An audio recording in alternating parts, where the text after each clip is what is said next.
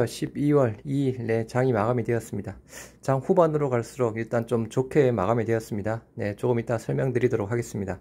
네, 오미크론 확진. 네, 이 오미크론 확진되었죠. 일단 총 네, 지금 현재까지 약간 5명 부분이었는데 목사 부부라고 합니다. 그런데 거짓 진술을 했습니다.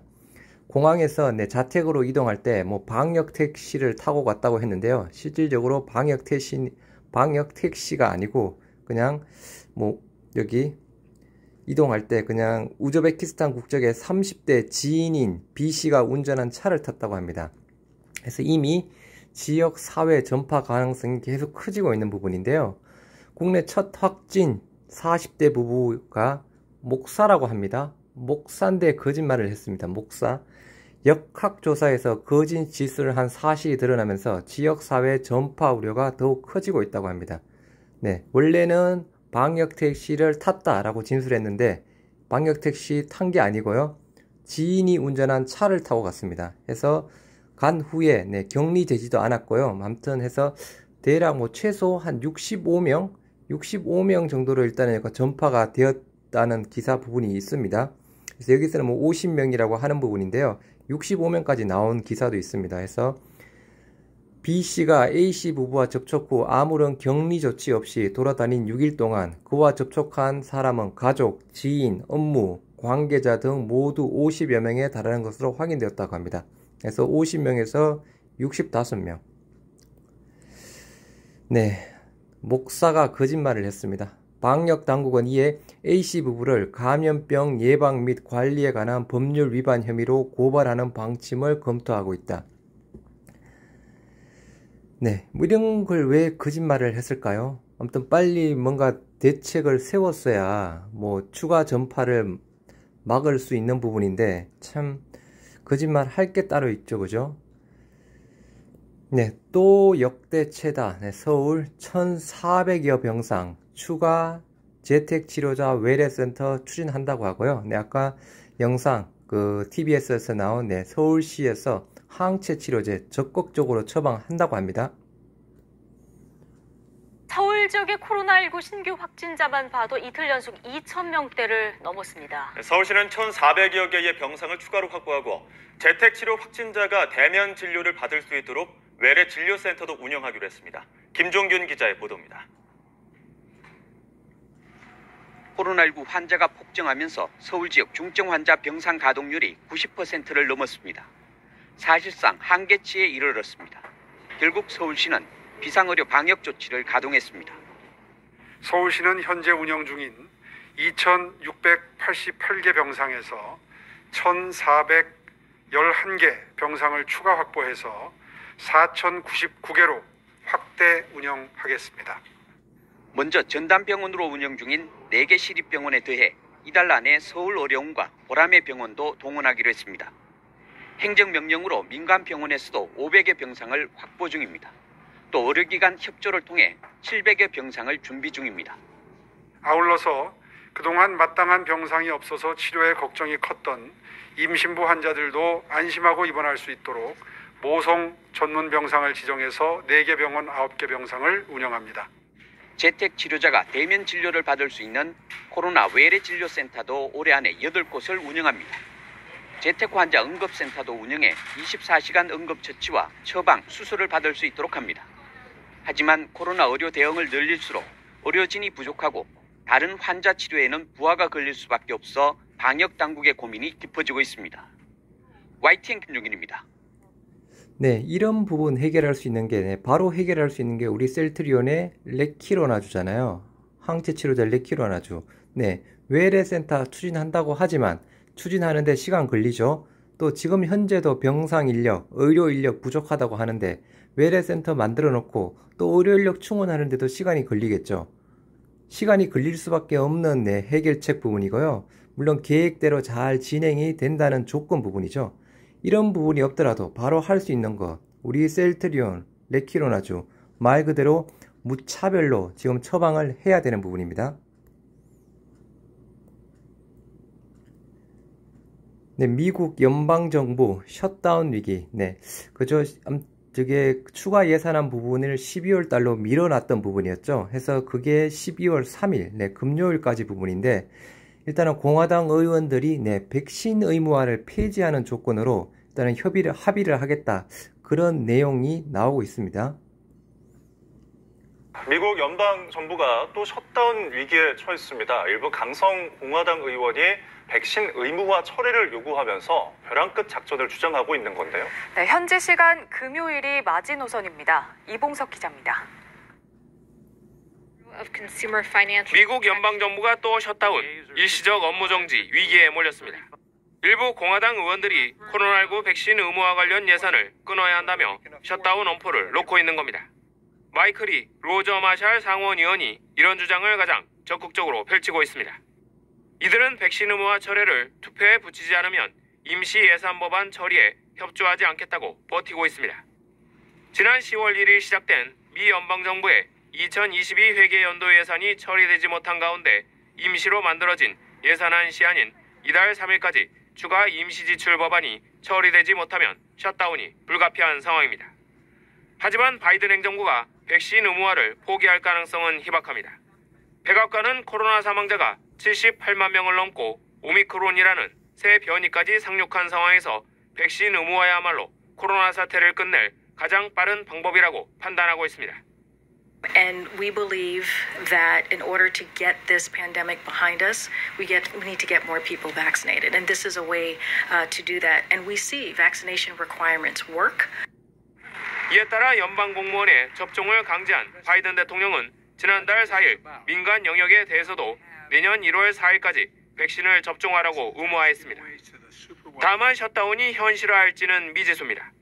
대다수 공화당 의원들이 실제 셧다운이 벌어질 경우 마주하게 될 책임론을 두려워하기 때문입니다. 연합뉴스 이봉수입니다. 네, 셧다운. 네, 계속 이슈가 생겼던 부분이었습니다. 네, 그죠? 네, 재택 치료는 자택 대기 중 사망이다. 병상, 인력 확충 촉구해라. 라고 네, 공공운수노조 의료연대본부 서울대병원 분해 간호사가 네, 이야기를 했습니다. 말 그대로 재택 치료가 아니죠. 재택 대기하면서 악화가 되면 사망이 되는 부분입니다. 정부의 재택 치료 확대 방침 철회 요구, 재택 치료가 아니라 사실상 자택 대기다. 재택 치료라 읽고 자택 대기 중 사망할 수 있음이라고 해석합니다. 최은영 공공운수노조 의료연대본부 서울대병원 분해 간호사는 2일 서울 종로구 참여연대에서 무책임한 재택치료 방침 철회 및 병상 인력 확충 요구 기자회견에서 말이 좋아 치료이지 방치라는 느낌을 지울 수 없다며 코로나19 환자에 대한 정부의 재택치료 확대 방침에 이같이 지적을 했습니다. 코로나 계속 늘어나고 있죠. 그죠? 5,000명 위중증 환자 계속 늘어나고 있고 병상 부족 호소하고 있습니다. 아무튼 중환자 병상이 없다 보니까 그죠? 아무튼 코로나 확진 말고 일반적인 중환자도 제대로 지금 치료 관리가 안 되고 있는 부분입니다. 이를 위해서 네, 이런 부분을 이야기한 부분인데요.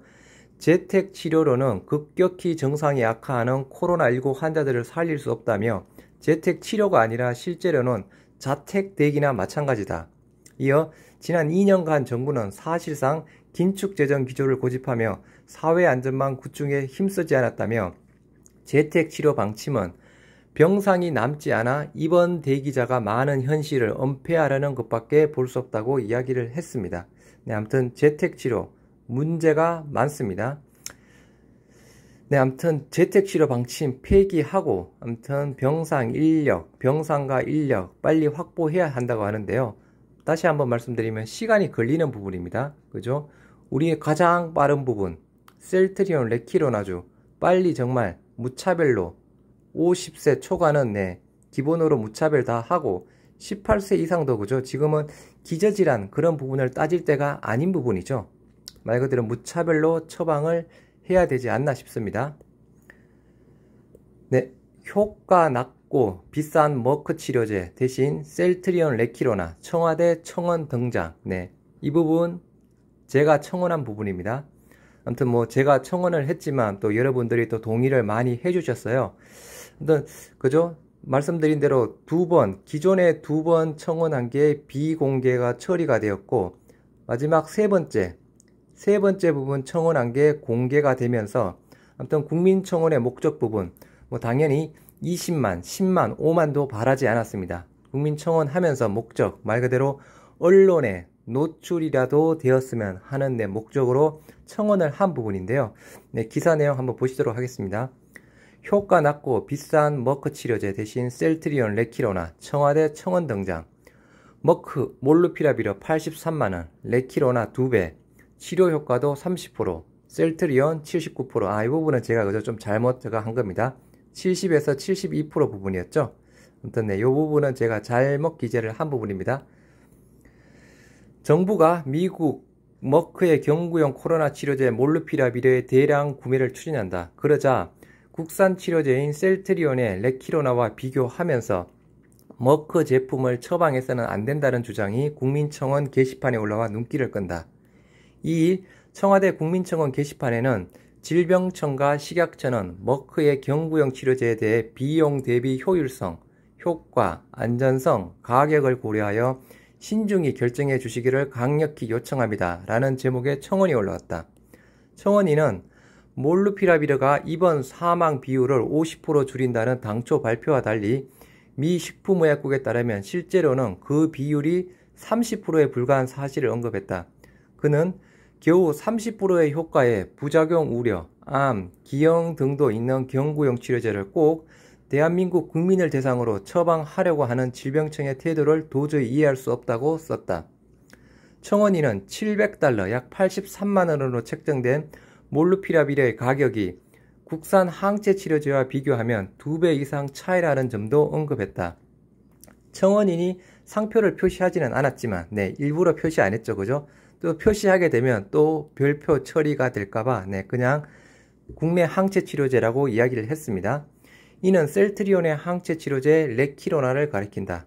그는 레키로나를 두고 효과도 훨씬 뛰어난 79% 아니고요. 70에서 72% 보인다며 이 약은 회사가 국내에는 원가로 공급한다고 했다. 청원인은 정부와 질병청은 효과가 30%밖에 되지 않고 가격도 국내 항체 치료제보다 훨씬 비싸고 부작용 우려도 있는 경구용 치료제를 대한민국 국민들을 대상으로 하는 처방은 멈춰달라고 덧붙였다. 청원인의 이 같은 주장은 헬스코리아 뉴스 등 그동안 언론에 보도된 내용과 거의 일치하는 것이다. 라고 해서 제가 목적 이루었습니다. 아무튼 국민청원 하면서 목적에 대한 부분, 언론 노출이 목표였습니다.